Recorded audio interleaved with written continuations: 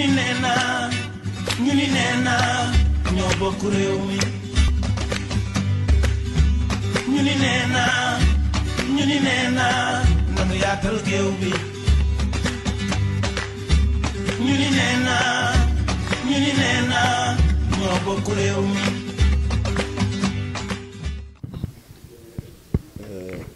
kon asalaamaaleykum wa rahmatulahi taala barakatuh ñoo ngi leen di nuyu yéen ñëpp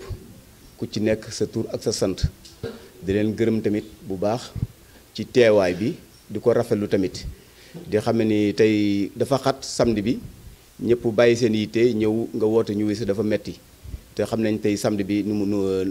mu demee ci njaboot gi kon duñ def lu rafetlu ko ak di leen ci masawu tamit ci coono yi. ginnaaw loolu tamit tey dañu li waroon jataay bi mooy lenn dañoo ñëwoon tey pour présenter leen mouvement bi notre avenir. yéen ñu fi teew ñëpp maa ngi leen di nuyu kenn ku ne ci turam ak ci santam di leen gërëm parce que oote yombul surtout que fii Europe kenn amul jot mais seen taxawaay bi wane na fu ngeen toll ci Moustapha nag yàlla moo ñu xamale moom mu doon koo xam ne defe naa ne man duma leen ko présenter parce que seen teewaay fii rek wane na ko tey nag ñun mun nañ ne ay xale lañ ñuy doog a door parce que boo déggee ñuy wax politique ay ténor rek lañ siy wax ñoo xam ne dañoo am nombre tànk ñoo xam ne xam nañ leen si dara mais ñooñu gënuñ ñu yeeyoo Sénégal parce que ñun ñëpp ay doomi Sénégal lañ et ñun ñëpp dafa am foo xam ne mun nañ fa taxawal suñu dëkk te dëkk bu tolloo fenn ay doomam rek a ko mun a yëkkati te looloo tax ñu taxaw temm ne ñun kat kenn gënuñu bugg suñu réew et Sénégal daf ñu ñor dëgg la ay immigré lañ mais toll nañ ñun boo jógee di def immigration soit am na loo fi am wala am na loo fi jànge te loolu lañ bëgg a delloo suñu réew looloo tax ñu taxaw ne dañuy ibbi suñu mouvement bi nag buñ ko ibbee mu doon ay doomi Sénégal yoo xam ne ay immigré lañ ci diaspora bi lañ ne mais am ñoo xam ne tamit ñu ci bëri Sénégal lañ dëkk am fa ay responsabilité ñu bokk on est certes un jeune mouvement mais loolu laa bëggoon xamal ñu fi teew duñu parti politique mouvement lañ pourquoi mouvement lañ parce que dañu fipp pour suñu réew.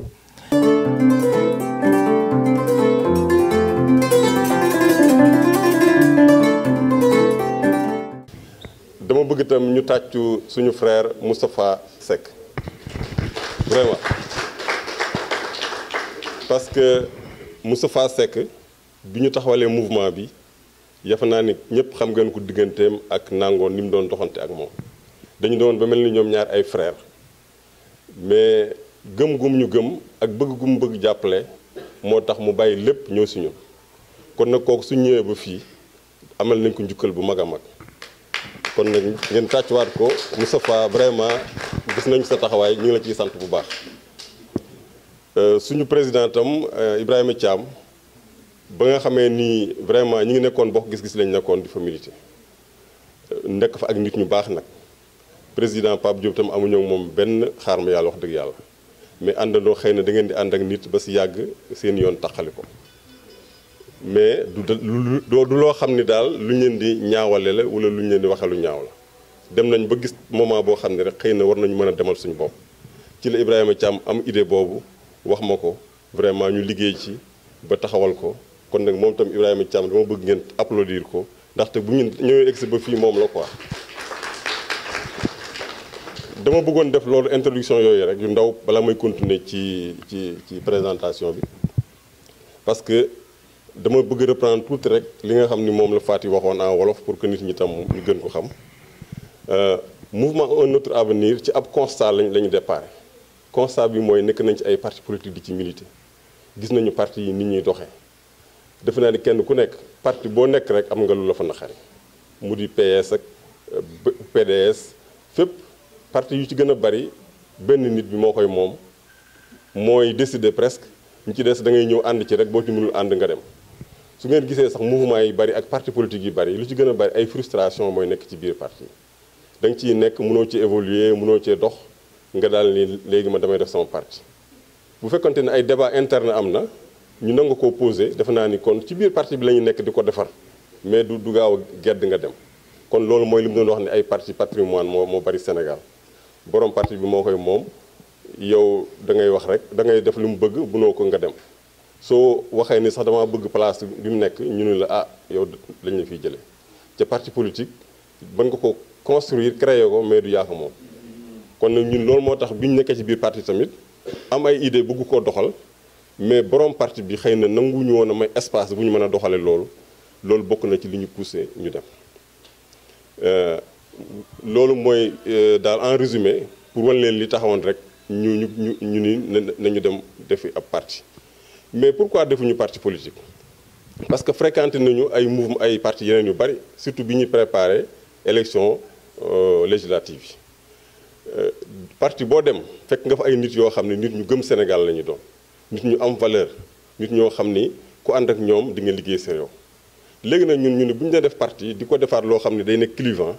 di nga am ñoo xam ne mënoon nga ànd ak ñoom jox leen loxo doo ko mën parce que dañ naan man PDS laa nekk kii ni réew mi laa nekk kii ni feneen laa nekk ñun suñu idée bi ñu am li ñu liggéey su néew ci biir parti mooy ñu def mouvement boo xam ni képp koo xam ne gis nga ci sa bopp ak foo mën a féete mën nañ am ay combat yu ñuy bokk di ko tëral di ko def bu jox leen benn exemple fii de bi ma fi ñëwee ba léegi gis naa fi waa Kaolack ñu bari fi trop nekk fi ñëpp xam nañ ni Kaolack na muy doxee actuellement nii du loolu mooy développé dëkk bi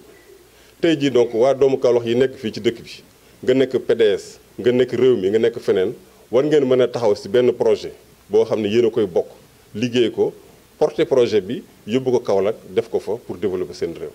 lu mel noonu nag un autre avenir mën na ko porter suñu demee ba am ay élection locale yu am foofu par exemple ñi nekk PDS ci fii ñi nekk réew mi ñi nekk APR ñi nekk feneen ñu xam ni seeni parti mënuñu leen a jàppale pour ñu porter projet yu mel noonu ñun un autre avenir Sénégal képp moo ñu ñor du ay poste moo ñu tax a jóg du am xaalis bi ñu def suñu poste moo ñu tax a jóg bien que xaalis ñëpp bëgg nañ ko mais yàlla mi ngi ñuy defal xëy na ñu ngi liggéey fii di ci suturloo dara mais am na ay projets yoo xam ni nit ñi mën nañ ko porter di nga gis fi waa doomu Kaolack yu nekk fii ñuy dem di dagale ay médicaments di yóbbu yenn saa yi nga gis ñoo xam ne dinañ am na ko ma fi waxal sànq nee na ma def na ba yóbbu ab autocar ab autobus yóbbu ko ay nit jox leen ko foofu kon xam nga ñu mel noonu seen réew soxal na leen wante nag bu élection jotee dañuy bokk parti boo xam ni xëy na parti boobu du leen jàppale pour ñu mën a taxaw ñun nag un autre avenir mouvement bi ñu def nag foo mën a nekk su combat jotee daal ñu ni combat bi daal nañ xool na lañ koy porter ensemble te dañoo gëm ni liy defar Sénégal ci fii lay jóge ci diaspora bi ndaxte ñu nekk Sénégal am na si ñoo xam ni xëy na jafe-jafe réew mi mooy tax ba ni nga xam ne ni la ñu waroon taxawee di ko defee combat yi duñ ko mën a def parce que dañuy bëgg lu ñu def seen poche te tamit am na benn position boo xam ne boo ko amee mën na la xañ loo def ci sa poche kon xëy na ni ñu bëgg a doxale politique bi léeg-léeg du mën a baax par contre ñun fii yàlla ñuy suturaal ba nga xam ni président Macky Sall sax wax dëgg yàlla li muy nekk président su fi ñëwee am na ñoo xam ne du leen tax a bouger 1 mètre parce que gisuñ ci moom lu ñuy dem di ko ci wuti wala di ko ci ñaani kon nag man ñoo ngi laa gëm nii tey diaspora bi war na ñoo mën a defar Sénégal moo tax nag bi ñuy defar mouvement bi fii la départ bien sûr en France ak Belgique mais Italie c'est la 2e fois man ma ñëw fi pour di doxal loolu ndax damaa gëm ni Brescia surtout ñëpp xam nañu leen ci lu Sénégal di taxaw Brescia moo ciy jiitu toujours ci diine bi waaw ci diine yi ci daayira yi ci yëpp fii nii defe naa ni mouridisme bu amee doole fii ci Europe fii waa Brescia ñoom ñoo tax loolu am kon nag lépp lu ñuy taxawal rek boo si ñëwee Brescia xëy na mën nga ci am doole loolu tamit dama ko doon introduire noonu rek pour ngeen xam ne daal am nañ yaakaar si yéen trop moo tax ñu ñëw fi ñëwaat fi ci dinañ fi ñëwaat ndaxte sànq rek Youssou nee na ma bii bu ndaw la bii nee na lancement la rek mais bu mag bi mi ngi ñëw ci kanam kon nag ça veut dire que on est ensemble encore ba ci kanam.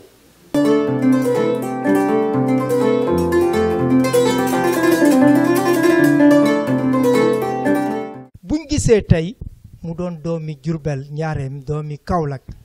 bu nekk ci mouvement bi bugg a présenter aux élections porter nos couleurs mais ñun dañoo taxaw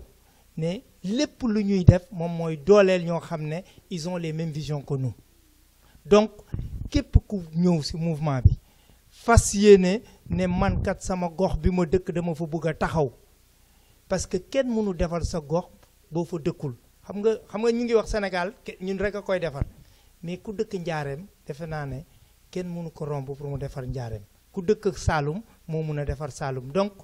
ñun xam nañ ne ku bugg dugg ci mouvement bi dinañ la dooleel ba nga xam ne élection boo bugg a taxaw mu doon local ou kii dinañ la dooleel pour jàppale la jàppale nag ci bépp fànn la booy jàppale di nga jàppale nit ki pour mu def diagnostic ci fu mu jëm di nga jàppale nit ki mu jéem a présenter des propositions yuy demale goxam kanam di nga jàppale nit ki également di ko jox des moyens mais Sénégal il faut quand même qu'on fasse très attention bu ñu ne moyens waaw c'est-à-dire balaa ngay jox nit ki moyen day fekk ngeen teg une stratégie pour ne lii a tax ñu bugg a jël dëkk ba mu am un diagnostic clair donc en résumé ñun lenn rek lañ soxla ñëwal ba seet ne bu nga jël sa dëkk dañ lay taxawal loolu rek la ñuy ñaan dañu bugg képp sénégalais bu bugg a taxawal goxam parce que Sénégal gox par gox lañ koy def boo xoolee ci suñ présentation bi dañoo def une assemblée des territoires c'est que on est convaincu que le développement commence par la base c'est pour ça. waaw man maa ngi tudd Pape Ndiaye waaye dama bëggoon poser 3 questions s'il vous plaît la première question moom mooy parce que vous avez un autre avenir c'est-à-dire que donc ci lu ne suñu kanam la ma doon laaj ban direction ngeen jëm ak ban direction ngeen jëmi nit ñi loolu mooy la première question lan mooy seen direction quoi ban direction ngeen jëm ak ban direction ngeen jëmi nit ñi quoi kooku mooy c'est la première question la deuxième question ma bëggoon xam aussi seen objectif lan la les objectifs la troisième question maanaam quels sont les projets yi nga xam ne moom nga tegal nit ñi projets yi c'est-à-dire que comme par exemple ni ñun les Sénégalais qui sommes là ñoo fi nekk ak ñi nga xam ne ñi nga nekk au Sénégal xaj na peut-être am na ay réalités yu xaw ute quoi parce que peut-être fii am nañ ay problèmes yoo xam ne dina ute ak yenn problèmes yi nga xam ne sénégalais yi nekk au Sénégal am nañ ko nous avons ay problèmes yu xaw a spécifiques ñu doon laaj lan nga ñu réserver par rapport à ça. la leen di Notre Avenir wax nañ sumb liggéey bi jëmale Sénégal kanam parce que benn sénégalais tey mënu taxaw ne man maa xam lépp maa mën lépp fii laa leen di jëme dañoo bëgg yow fi nga toog at li nga mën lu nga booleeg li ma mën kii lu mën ñu jéem a seet nan la ñuy jëmale Sénégal kanam xam nga dañoo weesu jamono joo xam ne nit ki day ne il faut ñu def lii il faut ñu def lii il faut ñu def lii loolu mooy jamono experts yi ñoom ñoo ne xam lépp mais ba loolu amee ba léegi Sénégal fu mu tolloon la toll aujourd'hui ñun dafa am lu ñu leer jëmale wuñu leen fenn de dañu bugg ñu yeewoondoo seet nan la ñuy defaree pour dëkk bi jëm kanam donc c'est ma première réponse pour te dire que la direction que l'on empruntera c'est la direction des Sénégalais ce ne sera pas une direction boo xam ne ñun dañu bugg a jël Sénégalais yi ne leen yoon wii ngeen jaar muñ kay bu ñu xamoon yoon wi ñu jaar nii duñ wàllu yaan si dañu bugg ñu bokk pour liggéeyandoo. La deuxième question effectivement ça répond à la question quels sont nos objectifs objectif bi du dara mooy jëmale Sénégal kanam luy jëmale Sénégal kanam Ibrahima Wade dafa commencé ne képp ku nekk Sénégal yor ko depuis léegi am na foo yóbbu Sénégal Senghor lu muy nasaxaal yépp moom moo créé la République moo créé effectivement la répartition des pouvoirs Abdou Diouf lu muy naxasaay yépp c'est lui qui a créé l'État parce que à un moment donné État bi def na ko Ablaye Wade nag mais gàcce ngaalaama aujourd'hui on est fier de lui on est fier de lui parce qu'il a montré la voie parce que politique également buñ toog rek ñun si njëlbeen dañ ne leen on va jamais faire une opposition systématique barki démb laa jógee Sénégal ñu ne ma aéroport bi ma ne leen aéroport bi baax na ñu ne ma train bi ma ne leen mais ñun jomb ñu am train régional foofu tubaab bi amee train régional war nañ ko am mais xam nga lan la ñuy wax est-ce que priorité la fii ñu toll nii nga xam ne radiothérapie yaa ngi paan nit ñaa ngi war a feebar fajuñ leen est-ce que priorité la mais loo xam ne la jomb ñu dañ ko war a am moi je suis convaincu que lépp développement bu mun a am mun nañ dañ ko war a am c'est pourquoi effectivement sur tes questions Pam Ndiaye xam nga lan laa lay bëgg venez nous rejoindre ñu seet quelle direction il faut am. asalaamaaleykum monsieur le président ñu ngi leen di dalal jàmm fii ci Brescia di nuyu suñu camarade Moustapha Seck ñu fi tax a teew di kontaan ci choix bi ngeen def pour choisir Brescia pour commencer fii seen tournée ñu ngi koy rafetlu bu baax a baax di rafetlu aussi liñ fi dégg. mu présenté wu man Modou Bousso Tall membre parti PDS la mais dama bëggoon laaj benn laaj parce que ni ma déggee ni nga exposé par exemple membre boo xam ne mi ngi remplir tous ses devoirs est-ce que mën na par exemple bu élection législative amee moom mu dëkk ci commune mën na présenter candidature am ngeen soutenir ko loolu la bëggoon laaj.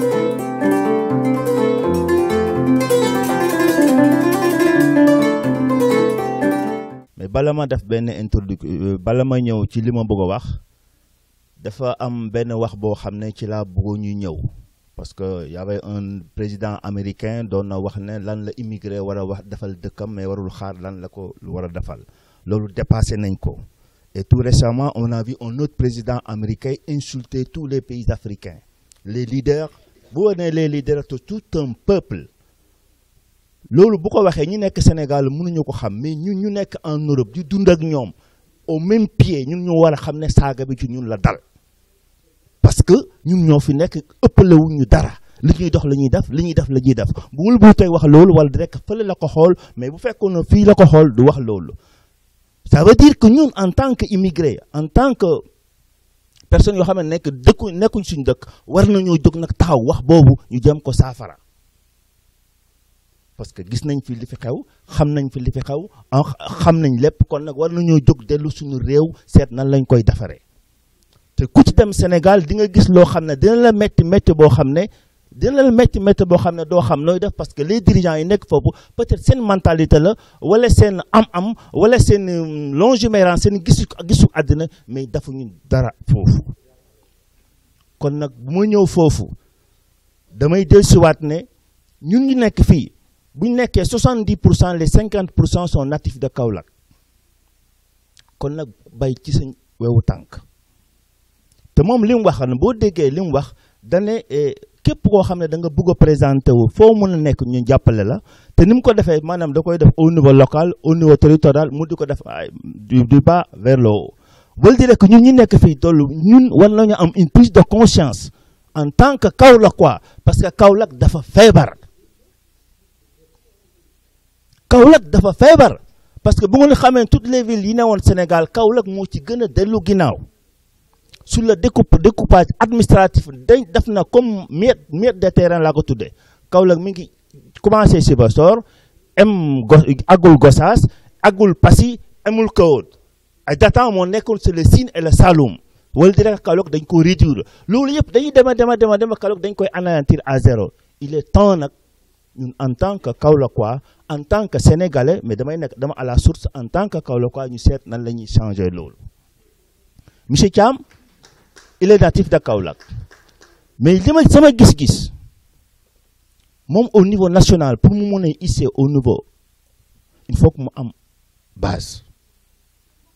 te seen wax yëpp boo ko déggee bay ci sa wewu tànk ñun ñu mën a def nag léegi commencé ci Kaolack en tant que doomu Kaolack effort yëpp ñu def ko ndoor xàccee ndoor dóorandoor c'est pas dit que PDS nga bokk c'est pas dit que APR nga bokk c'est pas dit que réew mi nga bokk mais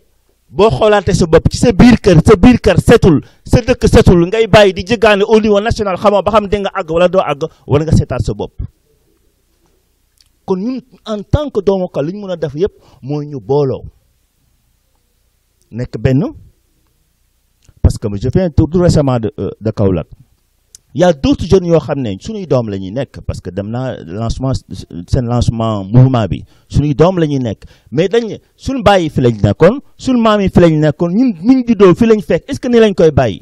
ñu ne déedéet kon ñoom ñi ngi organisé wu maanaam sur le plan de la santé l'éducation ci plan yëpp boo mën a xam ñoom taxaw nañ pour xeex loolu xeex nag boo koy def da am ku la mën a jàppale ñun en tant que citoyen de Kaolack ñu nekk fa amoon nañ mouvement bu tur bopp jëf ci Kaolack ñun dañuy mujj jeex maanaam say ci ñoom maanaam ñun ñu nekk en Europe lu ñu leen mën a jàppale ànd ak ñoom jàppale te ñu ngi ciy dox mouvement bi un autre avenir wëlbati ko bootu suñu ginnaaw ñu mun a ànd ak moom ñu ànd ak ñun ñu dem Kaolack dem dafi loolu buñ ko defee ces 2 premières années là buñ defee dara ba réaliser dara ba nga xam ne ñii kat ku leen jox suba réew mi dañ fa mën a def dara boobaa di nga am carte de visite boo xam ne c'est palpable man loolu laa gis léegi boo ko deful maanaam ni ngeen defe nii da ngeen di yuuxu parce que ñoo leen ëpp doole ëpp leen leneen ëpp leen mais bu ngeen àndeek ñun yaa ngi may dégg consciemment avec équité ñu dem vers Kaolack ak bokk jëf dem Kaolack ak action Kaolack dem Kaolack sur le terrain def ay action parce que dem naa fi ñu ngi def ay action yoo xam ne ba ma nekkee fi àll bi ba léegi gisagoo leen seen propre moyen ay élèves lañ ay étudiants lañ ay professeurs lañ ay médecins lañ yoo xam ne 10 000 francs la ñuy teg ay 5 000 francs loo xalaat def nañ ko bi gën a patent mooy pépinière bi nekk Bongre bi ñu fekkee ne kenn nangul xale yi di dee ils ont débloqué 600 000 francs CFA te ñun ñi ku fi génnoon 50 euros 10 personnes mu nekk 600 000 te kooku jox mu yuuxu c'est une honte Kaolack la ñuy wax Kaolack la ville la plus sale Kaolack la pluie Kaolack la pluie Kaolack la pluie mais loolu qu'est-ce que cela veut dire xanaa duñu doomu Kaolack monsieur Thiam si vous voulez un autre avenir il faut retourner vers la jeunesse de Kaolack il faut retourner vers la population de Kaolack il faut retourner avec les citoyens de Kaolack c'est ça un autre avenir. man doomi Saloum laa et je le revendique haut et fort et balaa ma fi dugg dama ne Kaolack dafa am ñeenti premier ministre Kaolack premier ministre yu nekk ci Sénégal yëpp dëkk yëpp moo ci ëpp premier ministre mais moo gën a doon dëkk bu gën a dellu gannaaw loolu constat la mais constat la sama njëkk bërët bu ma njëkk a def moom mooy dama présenter maire dama xëy benn bés ne man Kaolack dama ko bëgg je me suis présenté en 2014 mairie mais avant may présenter mairie en 2014 Kaolack j'ai équipé 12 écoles waruma ko wax mais xam nga lu tax ma koy wax c'est parce que Kaolack loo xam ne daf ma ñor et gannaaw yàlla ak yonent bi man dama gëm école lépp lu ma am ci àdduna gannaaw yàlla ak yonent bi école moo ma ko def donc je me suis dit il faut investir dans les écoles j'ai créé 12 bibliothèques à Kaolack par l'intermédiaire de mes amis loolu doyul ma ne damay dem mairie boo demee Abda Aaj amul ku koy taxaw un enseignant ne ko Ibrahima Thiam neewu la il s'est battu je me suis battu dans un seul sens l'éducation et la santé l'éducation parce que même l'école des maîtres bi nekk Sibassor la restitution j'ai amené des Français ñu ñëw jàppale leen mais loolu c'est un petit pas parce que loolu du defar Kaolack parce que à un moment donné effectivement xam nga luy defar Kaolack qu'il y ait de véritables projets de développement c'est-à-dire ñun immigrés yi et ça je le dis je mets de l'eau un peu dans la coopération décentralisée qu'est-ce qui se passe dañuy ne hôpital dañoo soxla ay ambulance ñu ñëw ñun ñëpp mën nañ jël ambulance dema mais bu amul médecin yu leen di faj nit ki balaa koy ambulance bi indi mu dee ci yoon bi buñ ne par exemple dañuy équiper des hôpitaux assez souvent dañuy fiy jëlee ay lal yóbbu wala ñu fay jëlee nit ñi dañ lay wax yóbbu naa kii mais ordinateurs yi ñuy yóbbu mais ce sont souvent des ordinateurs en fin de vie qui demain vont représenter un problème de santé publique man dama doon yóbbu ordinateur benn bés ma yeewu ne conseil régional bu Val-de-Marne ne leen soxlaatuma ngeen may ay ordinateur de 3 ans ma yóbbu ko Sénégal ñu ne ma lu tax ma ne leen c'est parce que demain ordinateur yi day yàqu ñu sànni ko ci mbedd mi amul ramassage et ça constitue un problème de santé publique ne leen bu ngeen ma buggee jàppale da ngeen may jox xaalis ma dem fekk ay réparateurs yuy kii ma jënd si ñoom dinaa leen dooleel. C'est pourquoi j'ai arrêté l'accompagnement des enfants parce que mënatuma mun naa am 300 ordinateurs parce que fu may liggéeyee chaque 3 ans ñu changer ordinateur on est 7000 employés et moi je suis le secrétaire général mun naa génne 7000 yóbbu ko may ko dans toutes les écoles ça je peux le faire mais amul njëriñ il faut que ñun ñu xam ne pour ñu dañu war a développer waratuñu ramasser.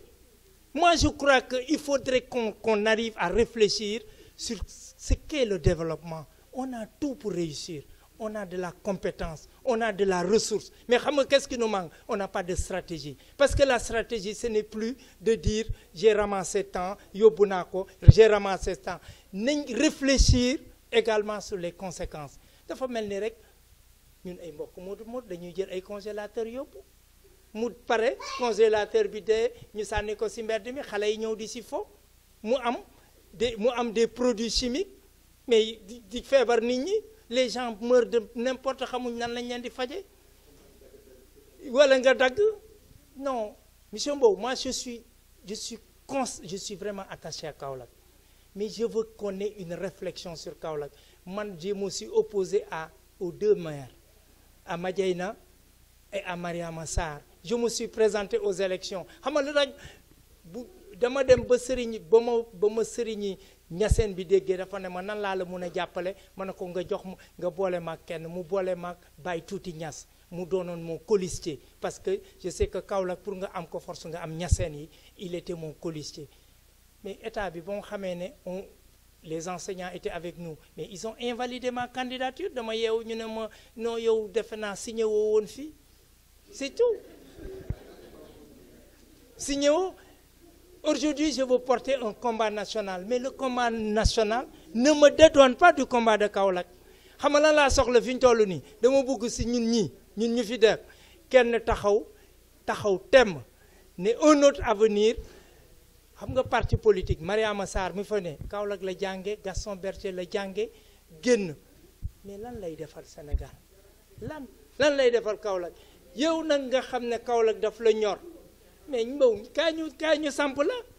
mais pour ñu samp la ñëwal bokk ñëwal un autre avenir c'est ça qu'on veut faire de ce pays-là il faut que ñu bàyyi la suprématie des partis c'est-à-dire partis yi ñoom ñooy ñëw tabb nii dañuy jël ñoo xam ne ils sont prêts aujourd'hui nous on est prêts sincèrement moi j'ai appris avec les politiques mais j'ai appris sur le terrain Mbow dañ lay ñaan ñëwal ci ñun ñëwal ñu bokk liggéey bi parce que Kaolack dafa am Thiès am Diourbel am mais suñu doom yi rek a leen di mun a fay.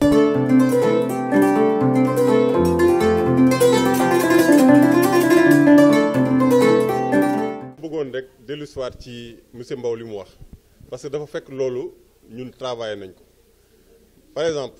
fexe nañu ba ñun incha allah dinañu am récépissé bu ñu mën a permettre ñu bokk ci lépp lu am Sénégal incha allah. dinañu fexe ba chaque région du Sénégal ñu def fa ab permanence dès maintenant sax yow su fekkente ni loolu mën nga ñu ko doxal dañu bëgg une permanence à Kaolack ñun on va mettre le cadre juridique bi nga xam ni moo ñu permettre ñu mën a bokk ci ay élections wala lu mën a doon dinañu fexe ba am ba ay cadres fonctionnels ay lieux yoo xam ni dina nekk dans chaque région du Sénégal ñu mën faa def suñu liggéeyu mouvement ki nga xam ni moo ñu fa nekkal lépp lu ñu am ci moyen pour mën ko jàppale pour mouvement bi fonctionner daañu ko def li nga xam ni moom la ñu amul ci sax dañ ko gëmul mooy ku nekk Sénégal bëgg a toog foofu ñu lay entretenir loolu ñun mënuñu ko te boo ci duggee doo avancer mais su fekkente ni yow da ngaa bëgg sur le plan juridique document bu la permettre nga mën a bokk ci élection incha allah dinañ ko am dinañ la wutal cadre boo xam ni dina nekk Kaolack ab permanence boo mën a defee sa liggéeyu autre avenir su élection amee lépp lu yoo xam ne lu war a doxal élection bi la incha allah dañ ko am dañ la si jàppale mais loolu nag lañ am moo tax ñu ne nag woowuñu nekkuñu ab parti boo xam ne dañoo fermé wu tey jii Kaolack élection locale jot na kii nekk na PDS kii nekk na Rewmi kii nekk na APR mais gis ngeen ni seen parti yooyu mënuñu leen a jàppale pour ngeen porter combat bi ngeen porter pourquoi ngeen xeex ci seen biir yéen ci bokk lu ngeen bëgg noonu bu mën a ñu ne nag à autre na avenir yéen lañ bëgg yéen ñoon ñëw leen ñu jàppale leen mettre les moyens que nous avons qu'il faut pour ngeen parvenir jël Kaolack doxal fa loo xam ne dinañ xam ne lii pour jëmale Sénégal kanam la loolu moom incha allah ñun taxaw nañ ci dinañu defar lépp li nga xam ne mooy base bi li ci des nag mooy ñen ñoo koy porter du nag man maa am solution bi wala Ibrahima Thiam wala keneen kenn ku nekk si ñun yaa am solution loolu moom laa ci bëggoon a dolliwaat.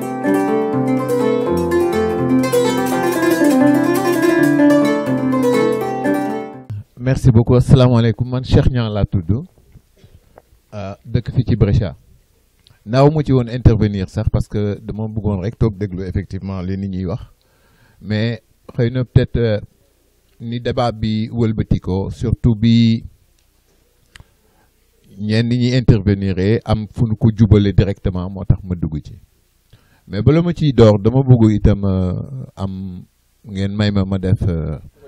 remerciement ci ki nga xam ni moo tax tey ma ñëw fii muy Moustapha Seck. pourquoi parce que xëy na peut-être ñi xam suma relation ak moom dañuy gis ni xëy na peut-être man duma mat ci moom seede mais ce que je peux dire mooy nitu conviction la te bi ma ko xamee léegi ëpp na 15 ans te gëm naa ni lépp lu muy def lu mu gëm la donc lan moo ci des comme ni ko ñu ci bari waxee Ndiaye posé na question bu jëm ci loolu Momar indiwaat ko parce que damay wax ni man saalum saalum yi amul lu ñuy def lu mu ump bien que du ma saalum saalum mais lenn reconnaître naa ko ci ñoom buñ dee ànd di jamante paaka seen biir it dinañu ànd di jamante paaka mais dinañu ànd ça je le reconnais te loolu mooy base du départ ci lépp loo xam ni mbooloo la bu war a mën a jëme nit ñi kanam la politique du wax ju ñaaw du rëy làmmiñ du gën a bari wax politique mook menuiserie ak mécanique ñoo yem dañu koy jàng nan lañu koy jànge c'est-à-dire dañu bokkul école yi mouvement politique yi ak parti politique yi ñooy créer li ngeen doon wax sànq parce que ñu bari permanence du parti xamuñu mooy lan xamuñu la maison du parti lan lay jariñ li muy jariñ mooy ñi doon kaas ci opposition bi ren par exemple ci législative yi c'est parce que c'est des mouvements et des partis politiques yoo xam ne yor na ay militants ay àndandoo la ñu yor parce que bu ñu demee ba ñëw toog un mouvement politique wala un parti politique wax naan dañu ma sàcc ci élection yi parce que sama politique nangam sama dañu ma présenter ay hors de mission lu ne ñu di ko nettali xam nga lu tax ñu yóbbu ñu représenter leen ci bureau de vote yi préparé wuñ leen te ñaan fan lañ leen préparé au niveau des écoles du parti au niveau des instances du parti au niveau de la permanence du parti jàngal leen lan mooy élection ak nan lañ koy defee ak nit bu ñëwee indi leneen nooy def ba nga xam ne loolu du ko def donc un parti wala un mouvement politique dafa war a insister ci préparation bi dafa war a insister ci formation bi war a insister ci la communication parce que c'est d'une importance capitale ñun nag Sénégal li ñu bu ñu nee communication dañuy seet ku rëy làmmiñ wala ko bari wax ni war na ko mën a porter déedéet communication bi tam xam-xam la ak njàng moo xam ne dañ koy mën a tekki loxo nit ñi mu di ko yóbbu je vous encourage ngeen góorgóorlu ci li ngeen nekk mais na ngeen fexe ba nan leen dem jële fi ñu fi ne bu mu leen tax ngeen jógagum li leen tax a jóg mooy xool li fi baaxul ngeen seet lan moo ko gën ak nu ngeen koy proposer nit ñi fexe ba diaspora bi li fi nekk ci xam-xam bari na lool ngeen seet nan lañ koy jariñoo bari xam-xam nag xam noo koy jariñoo itam am na ci solo asalaamaaleykum wa rahmatullahi taala wa barakatu comme Seck tam li mu doon wax sànq ñun réfléchir nañ ci ndaxte nit ki boo koy woo tam da nga koy woo fekk am na loo préparé ñun yàlla may nañu tam jot nañu suñu liggéey ay fréquenté nañu ay milieux yoo xam ni xam nañu ni ñuy tëralee yu bari doxuñu réew Ibrahima Thiam structure bi mu yoree France poste bu mu fa occupé mën naa wax ni 5 personnes rek ñoo ko fa am ca France kon tam moom yàgg na liggéey ci ay structure xam na nan la koy doxalee suñ parti boo demee ci suñu site bi projet def nañ ci benn projet programme boo xam ne nit ñi xalaat ni lii kat moom la ñu war a doxalee Sénégal loolu xalaat nañ ko ba pare mi ngi ci biir site internet bi ca ni nga waxee nii ci affaire immigré yi lépp mi ngi ci biir affaire diplomatie lépp mi ngi ci biir mais c'est un projet de programme lañ ko tuddee ndax dañoo xamalaat ni kenn ku nekk war nga mën indi xalaat ñu dolli ko ci comme tey li nga wax nii. léegi nag ñun loolu lañ bëgg nit woo nañ leen jox nañ leen benn site internet dem leen ngeen dugg ci di ngeen xool ni am na lu ñu réfléchir parce que woowuñu leen rek ca tamit yàlla dimbali nañu xëy na am nañu leen lu ñu xam tuuti mais suñu xam-xam boobu doyuñu ndaxte man damay wax toujours yàlla dimbaloon na ma doon naa am ay ministres yoo xam ni jigéente woon nañu may dem di waxtaan ak ñoom mais soo demee seen kër waxtaan ak ñoom ba pare boo fa génnee doo fa jëlee benn xam-xam xanaa benn stratégie bu ñu la mën a tëralal pour ngeen def ay affaire mais kër moodu bu ma dem waxtaan fa ak benn moodu dinaa fa jëlee xam-xam boo xam ni xam naa ne kii xam na lan mooy problème am ci xam na lu koy solutionné mais suñu problème ñun en tant que moodu mooy que ni dañoo nanguwul engagé wu sur le plan politique ci Sénégal c'est un pays démocratique élection mooy tax nga nekk fa dara léegi nag ñun tant que nanguwuñu dem mouiller le maillot porter ay combat politique ñu fal ñu duñu mën a changer dara dañuy toog fii nag élection yi jotaat ñu yabalaat Cheikh Kanté yabalaat et cetera ñu ñëw dajale fii jox ñu 10 000 euros 20 000 euros 30 000 euros ñu séddoo ko ku nekk am ci 500 euros après ñu demaat ba prochaine élection mais loolu du changer dara ñun comme yàlla dimbali nañu mën nañoo bañ a ànd ak pouvoir parce que am nañu lu ñu dundee ñun ñoo war a porter le combat mais ñi nekk Sénégal nga xam ni amuñu lu ñu dundee ku ci Macky Sall woo jox la 10 000 francs da ngay nangu il faut être nañ comprendre tey jii Sénégal ñi nga xam ne dañuy doon saaga Macky Sall tey ñu bëgg a ànd ak moom parce que seen dépense moo manqué gor day am ci lu mu góor ba pare defe naa li changé le Sénégal man je pense que fii lay jóge ci diaspora bi léegi nag ñun bu ñu comprendre loolu nag ci la ñu taxaw jël suñuy matuwaay suñuy man-man ak la ñu xam créer benn structure bëgg nag jël structure boobu nag ñëw ngeen jàpp ci tey jii combat Kaolack bi fii lañ ko war a porter ngeen xam ni maa bokk réew mi mais kenn nekk ca PDS kat moom moo ma gën a baax ca Kaolack mais du ma ànd ak moom ndax sama parti àndul ak moom loolu moo ñuy tardé est-ce que nañu réfléchir dañuy bokk ay daayira di ci liggéey di bokk ay association di ci liggéey mais bu élection jotee ñu féewaloo ndaxte parti moo ñu xàjjale te pourtant ñoo bokk benn objectif loolu nag ñàkk am récépissé boo mën a teg ni dama ciy dem loolu mooy indi problème ñun man duma mus a nekk maire Kaolack mais je suis prêt aujourd'hui pour ma dimbali koo xam ni nekk na si ñun ñu gëm ni li muy wax gëm na ko ñu jàppale ko pour mu nekk maire Kaolack.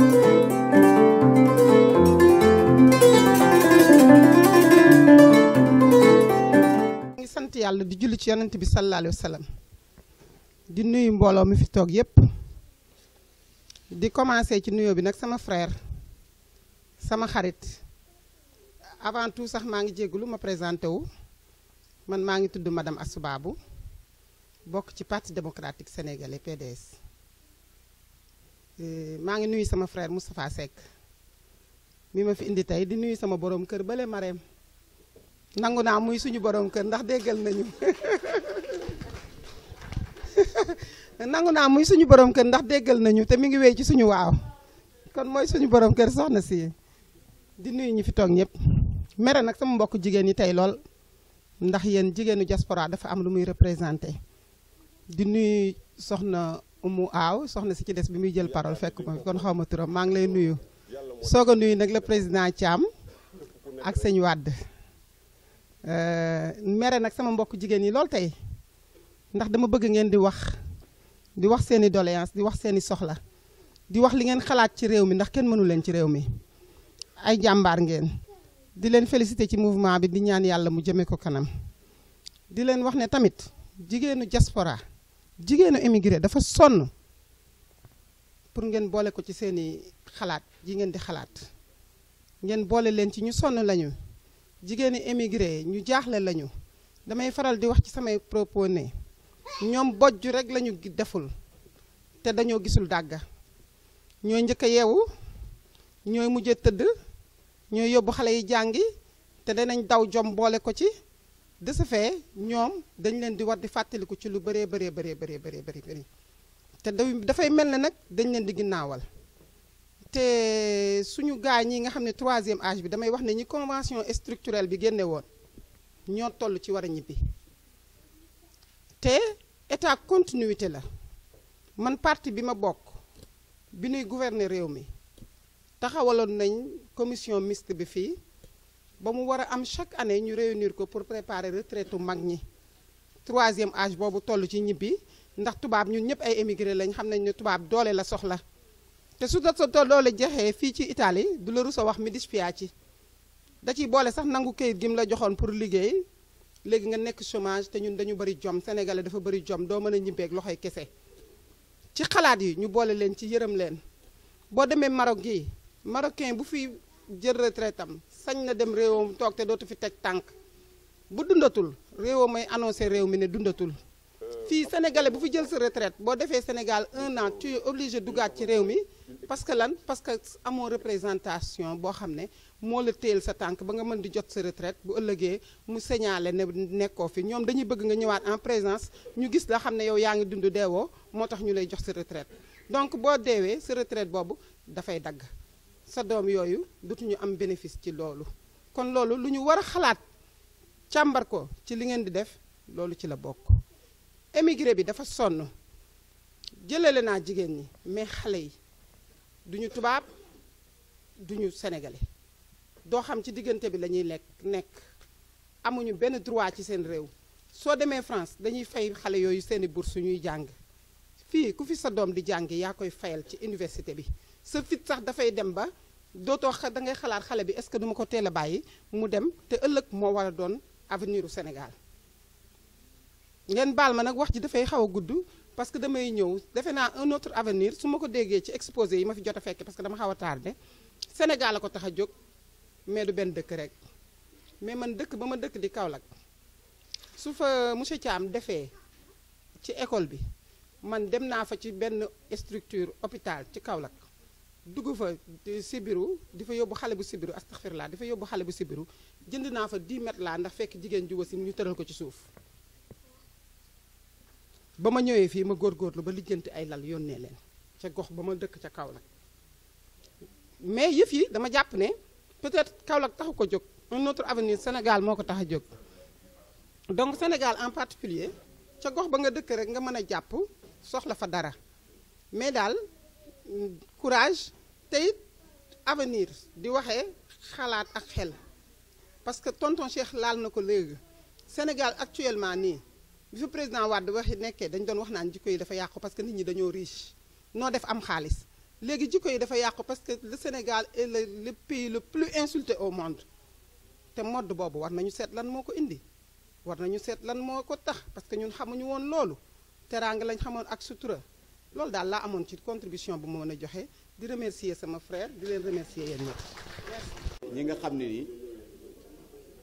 ñu remercier ñi nga xam ne nii ñoom la ànd ba àndoon bokk ci liggéey bi commencé ci suñu mag Alliance Camara mi nga xam ne moo jiite woon liggéey bi ñu profité occasion ci sant ko ak Boursoua ak Youssou Badiane ak Sono Anta Babou mais Sono Assou Babou nag présentation bi dafa am lu des xam naa des na dama koy def hors antenne naa ko def hors antenne xam nga ma xam ñett xamul waaye ñaar xam nañu waaw kon maa ngi jégalu ko ma jox seen Moussa kon man xam naa kon sant nañu bu baax gërëm la def ñaan suñu doon jàpp ba xarit Moussa jërë ngeen jëf jërë ngeen jëf jërë ngeen jëf maa ngi leen di sant bu baax te di leen wax ni leen rek ni cooli Brescia la dama leen ko doon waxee duma si mus a jóg tant que yàlla mu ngi may bàyyi maag yéen dinañ ànd incha allahu rabbi alors dama ñëwoon nag d'abord ñu dalal suñu gan yi encore une fois di leen encourager ndax bi ngeen defee seen développement man dama gis sama bopp ci seen biir et je pense que jeunesse bi fi toog aussi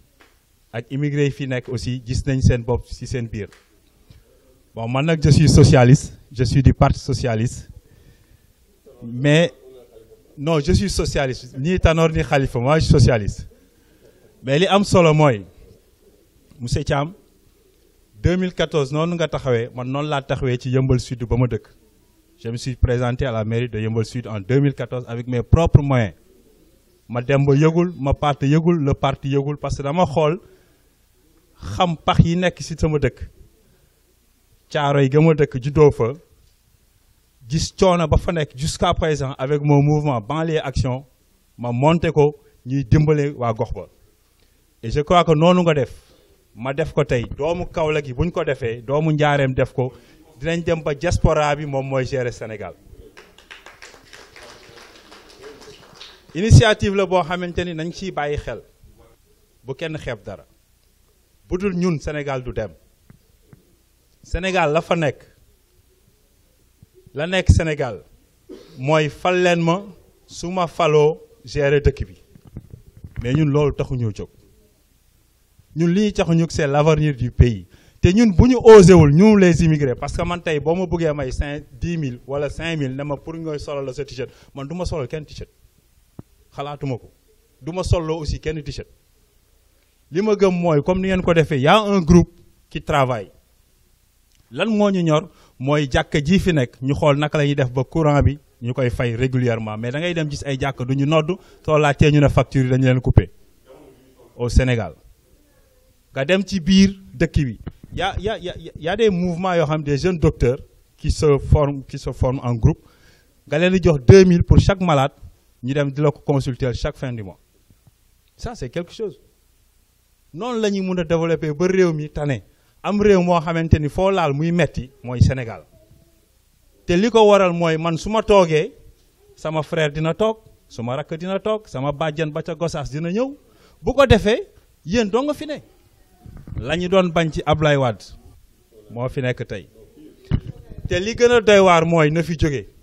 il faut faire beaucoup attention na fi jóge googu nañ ko bàyyi il faut faire des analyses si naka lañ ko fii jëlee lan moo tax ñu bugg fee jëlee mais dara baaxut non am na lu baax mais nañu xool naka la ñuy def ba teg Sénégal ci yoon birig yi ñu tegle ko ba riime ko mu jaar yoon donc du ma guddal maa ngi woon ak ànd ak suma présidente des femmes Fanta mu ànd ak adjointam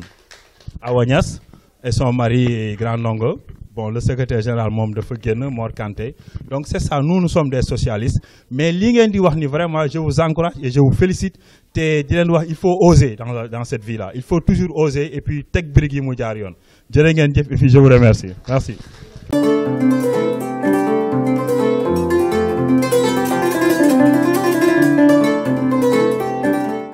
ñu ngi remercier tamit Youssou Badiane moom ba mouvement bi commencé ba léegi daf ko def yëfi boppam di bamtuwaat waa Kaolack yi fi ëpp nag ne balaa élection yi bugg nañ fi samp kenn ñu dem daana jël ji Mariama Sarr loolu rek laa amoon lu may wax.